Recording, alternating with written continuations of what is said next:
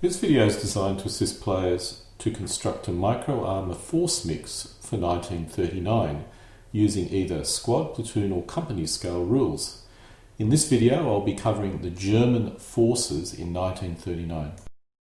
This video is designed to offer a force mix for any rules. However, different rules will require some minor adjustment to any force mix. For example, Panzerkorps allows you to deploy platoon-sized supporting elements, even though it's a company scale set of rules.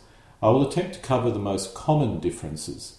It should be noted this guide is not suitable for Flames of War, as these rules have a reduced focus on historical accuracy and more on playability.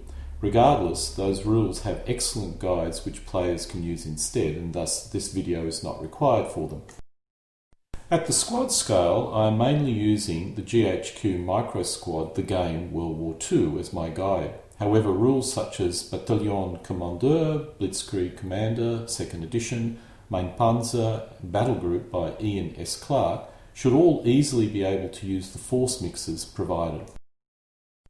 At Platoonscale, my primary set of rules used are Spearhead, but other rules such as Regiment Kommandeur, Combat HQ, Kampfgruppen Commander and Combined Arms should all be able to use the force mix guides.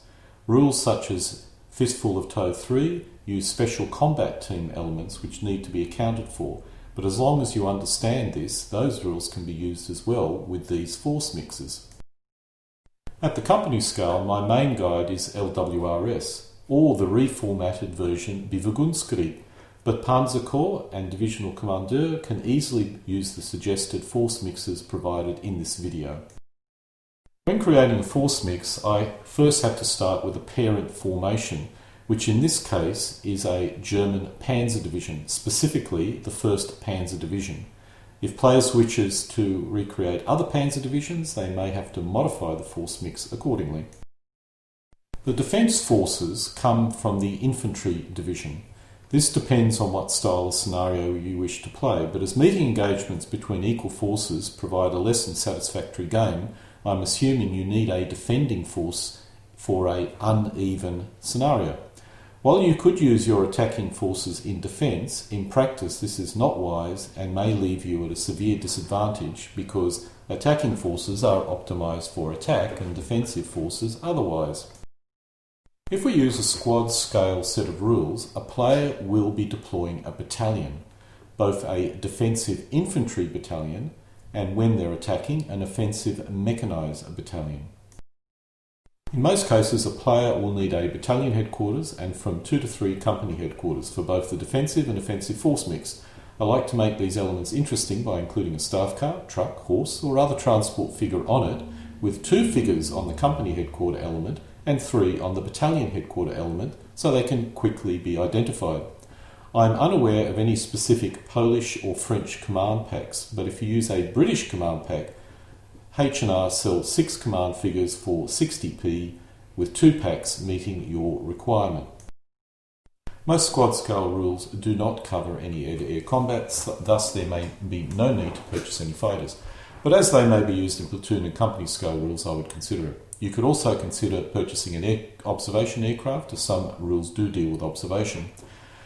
Heroic and Ross offers the FW190E for £1.25, the BF110 for £1.25 as well, and the JU-87B Stuka for £1.25. The Fischler Storch observation aircraft is available for £1.50p. GHQ offers 2 ME109Es or 2 ME110s for $11.95 and 2 JU-87B1s for $11.95, as well as 2 FI-156 Storch for $11.95. Players may also deploy HE-111s or Dornier 17s, but these would be very rare at this scale. At this scale, the Germans would field 2 types of field artillery, the 10.5cm and the 15cm howitzer, which would be typically off the playing area. At this scale, it would be rare for the 15cm to be fielded. GHQ offers the 10.5 or 15cm for $11.95 for packs of 2 with mounts, which may be all you require at this scale.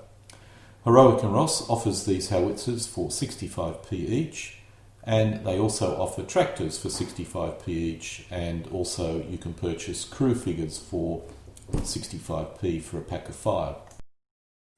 The primary anti-tank gun in this period was a 3.7cm, which would have been towed by a light tractor.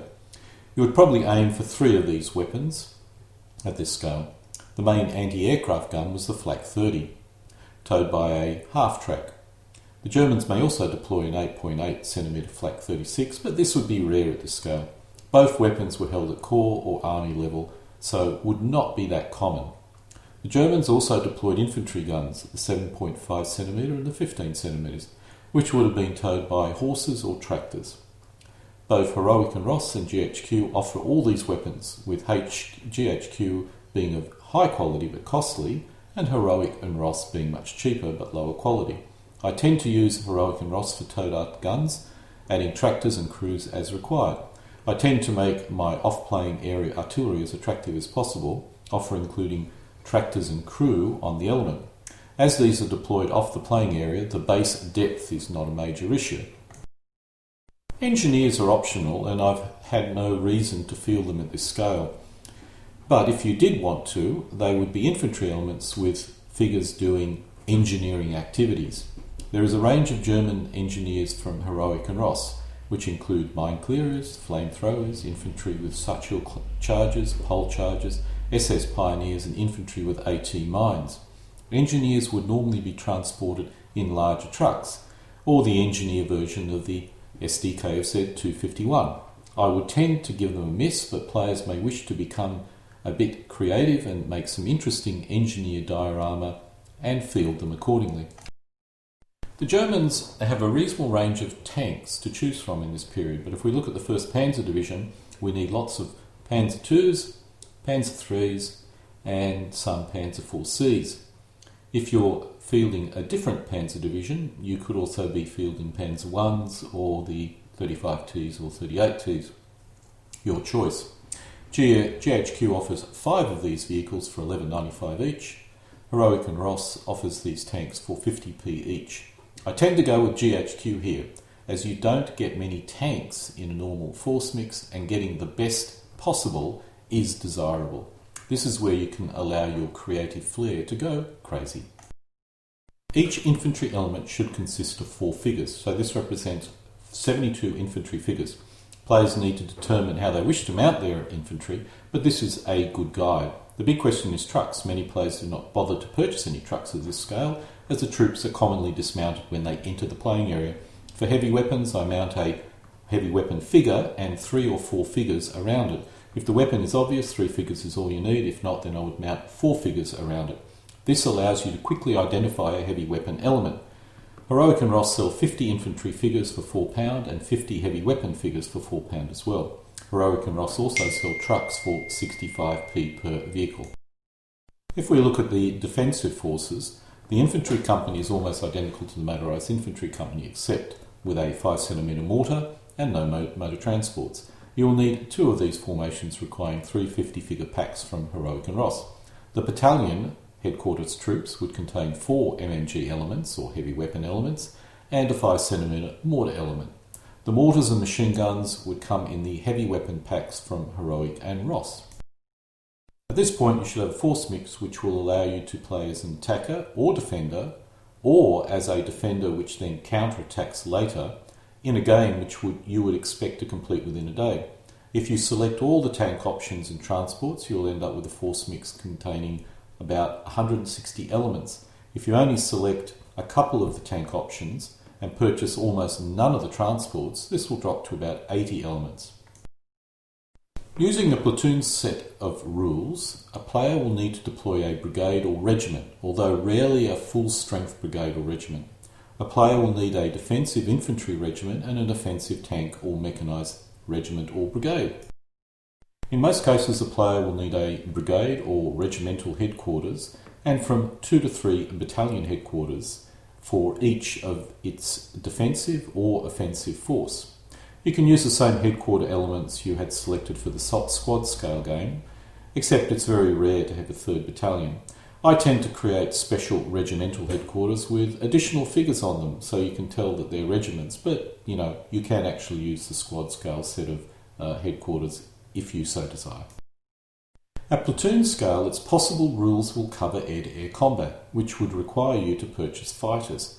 If you are playing an attack and counter-attack scenario, you may require more fighters.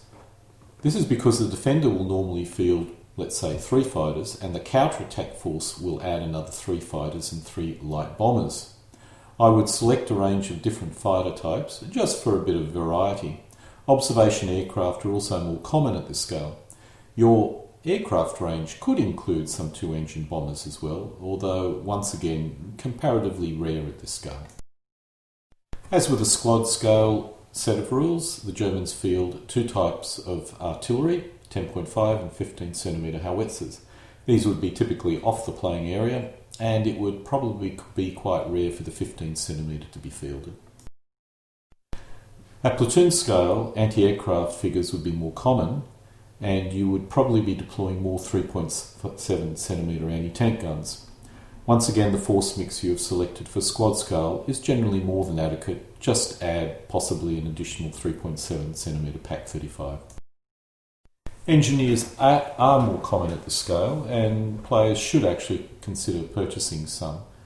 It's also more common to use transporting trucks at this scale, especially if you intend to have a game with lots of movement, so I would consider selecting your transports as well. At this scale, you typically field less tanks. You have a chance to field lots of different tank vehicles at low quantities each.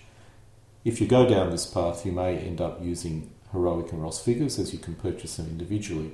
I tend to just stay with the same range that I have for my squad scale set of figures. At platoon scale, the battalion is smaller than the company in the squad scale set of rules. But we do need 2 battalions in this particular case, so you have more infantry. Our defensive forces are very similar to our squad scale set of rules, possibly additional infantry, and we also include 8 centimetre mortars. If we select all the options and include transports, which is recommended at this scale, we have a force mix of 150 elements, which, apart from the aircraft, can be taken almost exclusively from the force mix that we used for our squad scale set of rules. Using a company scale set of rules, a player will need to deploy a division or equivalent, although rarely a full-strength division. A player will be deploying a defensive infantry division and an offensive panzer division. Once again, we end up with a single main headquarter element, in this case division, and 2 to 3 subordinate headquarters, in this case regimental, and this is repeated for both the defensive and offensive forces. You can simply use the same headquarters that you have for your squad or platoon scale, or you can create special, more elaborate divisional headquarters.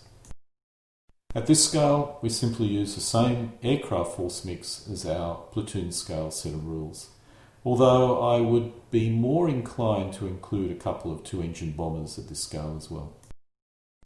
At this scale, we continue to use the same artillery as we did for the other force mixes, although now it becomes common to deploy the 15 centimetre howitzer, particularly for counter-battery purposes. Concerning anti-tank and anti-aircraft and also infantry gun, we would use pretty much the same force mix that we've used for our previous platoon and also squad scale. Although at this scale, the 8.8 centimetre Flak 18 becomes a lot more common. At this scale, you almost always use engineers, although it would be rare to have more than 3. You could include bridging pioneers and also bridging equipment, as well as other specialist engineering equipment as well, but generally all you need is 3 engineers and their transports. Motor transport if infantry, or the SDKFZ 251/7 if panzer. At this scale we deploy more tanks, but we can still use our exact same force mix that we've previously used for squad and platoon.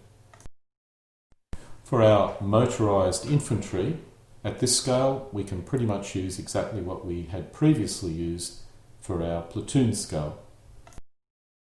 For the defending forces, you can pretty much use the same force mix that you'd previously used for the platoon scale. There is a lot of rounding that occurs at this particular scale, so you can actually go through the actual TO&E and deploy all sorts of other elements depending on the way you wish to round it. I would also consider deploying a 3rd Infantry Regiment as well. If your division has low morale, it could actually require you to deploy 3 regiments instead of just 2. Once again, the exact details of the elements selected will vary a great deal based on the rules selected. But as a general rule of thumb, we can use our platoon and squad force mix, add a few additional elements, and deploy that force in a company scale set of rules with a great deal of ease. Generally, you'll end up with around about 170 elements at this scale. If you're uncertain what scale you wish to play, and this is often the case when you're getting into the hobby, this chart will allow you to determine what to purchase, which will cover pretty much all the scales from squad to company. That way you can basically purchase your force mix and start playing around with squad, platoon and company scale sets of rules until you finalise what you particularly prefer to play. This concludes my video on building up a German 1939 force mix. Denken Sie daran, immer für Ihr Heimatland zu kämpfen.